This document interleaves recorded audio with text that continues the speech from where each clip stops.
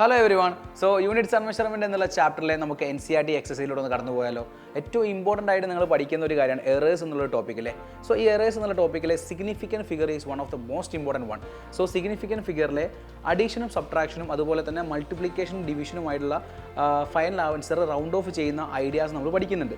So അതുമായി ബന്ധപ്പെട്ട് NCERT എക്സസൈസിൽ വന്നിരിക്കുന്ന ചോദ്യങ്ങൾ നമുക്ക് നോക്കാം. സോ ഫസ്റ്റ് എക്സാമ്പിൾ 1.1 നോക്കാം.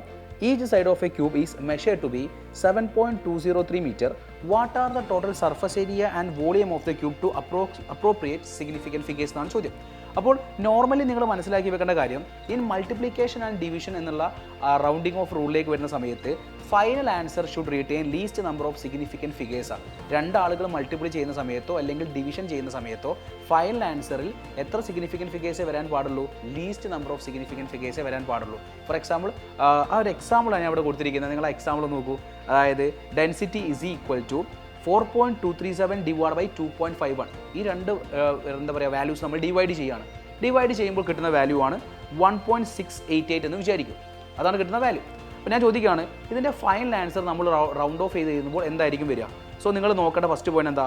In multiplication or division final answer should retain least number of significant figure ആണ്. സോ ഇവിടെ 4.237 എത്ര സിഗ്നിഫിക്കൻറ്റ് ഫിഗേഴ്സ് ഉണ്ട്? 4 ഉണ്ട് അല്ലേ. 2.51 3 ഉണ്ട്. സോ ഫൈനൽ ആൻസറിൽ എത്ര സിഗ്നിഫിക്കൻറ്റ് ഫിഗറേ വരാൻ പാടുള്ളൂ? 3 വരാൻ പാടുള്ളൂ. ഏറ്റവും കുറവ് എത്രയാണോ അതാണ് ഫൈനൽ ആൻസറിൽ വരേണ്ടത്.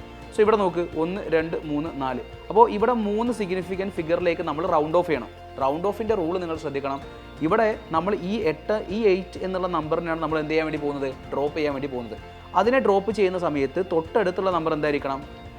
അത് 8 എന്ന് പറയുന്നത് ഗ്രേറ്റർ ദാൻ 5 ആണ്. ഗ്രേറ്റർ ദാൻ 5 ആണെങ്കിൽ തൊട്ടടുത്തുള്ള നമ്പർ എന്ത് ചെയ്യണം? ഒരു ഡിജിറ്റ് റൈസ് ആക്കി ചെയ്യണം. അപ്പോൾ നമുക്കിതിന് ആൻസർ എന്താ വരിക? 1.69 എന്നുള്ള ആൻസറിലേക്ക് എത്താൻ വേണ്ടി പറ്റും. സോ നമ്മൾ ഫൈനൽ ആൻസർ റൗണ്ട് ഓഫ് ചെയ്തിട്ടാണ് ഇപ്പോൾ എഴുതിയിരിക്കുന്നത്. ഇനി നമ്മൾക്ക് വന്നിരിക്കുന്ന ചോദ്യം എന്താ? ഒരു ക്യൂബിൻ്റെ സർഫസ് ഏരിയയും അതുപോലെ തന്നെ വോളിയം ഓഫ് ദ ക്യൂബും കണ്ടുപിടിക്കാനാണ്. സോ നിങ്ങൾ നോക്കുക, സർഫസ് ഏരിയ എന്ന് പറയുന്ന സമയത്ത് നമുക്ക് എന്ത് ചെയ്താം? സർഫസ് ഏരിയ എന്ന് പറഞ്ഞാൽ 6 × a² ആണ്. ഇവിടെ എ എന്ന് പറയുന്നത് side length is given that 7.203 ആണ്. അതിൻ്റെ സ്ക്വയർ എടുക്കുക. സോ ഇവിടെ 4 സിഗ്നിഫിക്കൻറ്റ് ഫിഗേഴ്സ്. ഇവിടെ കോൺസ്റ്റന്റ് ആയതുകൊണ്ട് കോൺസ്റ്റന്റ് സിഗ്നിഫിക്കൻറ്റ് ഫിഗേഴ്സിൻ്റെ എണ്ണം എന്ന് പറയുന്നത് ഇൻഫൈനൈറ്റ് ആണ് നമ്മൾ സംസാരിക്കുക. അപ്പോൾ ഫൈനൽ ആൻസർ എന്തായിരിക്കണം? Least number of significant figure ആയിരിക്കണം. സോ 4 സിഗ്നിഫിക്കൻറ്റ് ഫിഗറേ ഫൈനൽ ആൻസറിൽ വരാൻ പാടുള്ളൂ. അപ്പോൾ നമ്മളിതിൻ്റെ ആൻസർ ഇവിടെ കൊടുത്തിട്ടുണ്ട് 311.299 എന്ന് കൊടുത്തിട്ടുണ്ട്. സോ ഫൈനൽ ആൻസർ നിങ്ങൾ റൗണ്ട് ഓഫ് ചെയ്യൂ. എവരി വൺ ഒന്ന് ട്രൈ ചെയ്ത് നോക്കൂ. എങ്ങനെയാണത്? 4 സിഗ്നിഫിക്കൻറ്റ് ഫിഗറിലേക്കാണ് റൗണ്ട് ഓഫ് ചെയ്യേണ്ടത്. സോ 1 2 3 4. അപ്പോൾ ഈ 9 ഡ്രോപ്പ് ചെയ്യണം. 9 എന്ന് പറഞ്ഞിരിക്കുന്നത് എന്താണ്? 5-നേക്കാട്ടിയും വലുതല്ലേ? 5-നേക്കാട്ടിയും വലുതാണെങ്കിൽ തൊട്ട് മുന്നത്തെ നമ്പർ എന്ത് ചെയ്യണം? ഒരു ഡിജിറ്റ് റൈസ് ചെയ്ത് എഴുതണം. അപ്പോൾ നമുക്ക് എന്താ വരിക? 311.2 നമ്മൾ എന്ത് ചെയ്യണം? 9 ഡ്രോപ്പ് ചെയ്യുമ്പോൾ തൊട്ടടുത്തുള്ള നമ്പറിന് ഒരു ഡിജിറ്റ് 5-നേക്കാട്ടിയും കൂടുതലായതുകൊണ്ട് ഒരു ഡിജിറ്റ് റൈസ് ആക്കി എഴുതണം. അപ്പോൾ എത്ര വരും? 311.3 എന്ന് വരും.